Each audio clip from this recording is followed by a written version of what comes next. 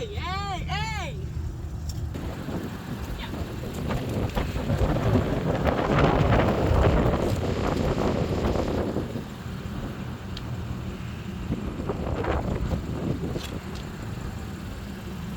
Hi guys.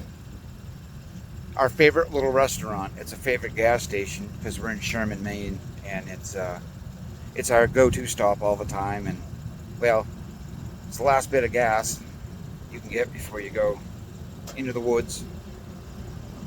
And the food here is not too bad. Anyway, just want to check in. We are on our way home. We're leaving early today. It's Saturday. We could have stayed till tomorrow, but Aiden returns with his mother tomorrow.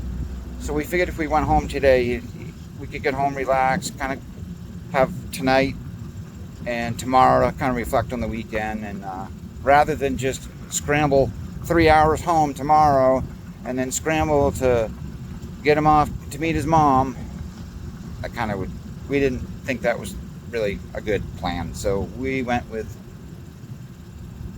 leaving today. We had a great weekend. He got his first bird. Man, so excited. Anyways, stay tuned.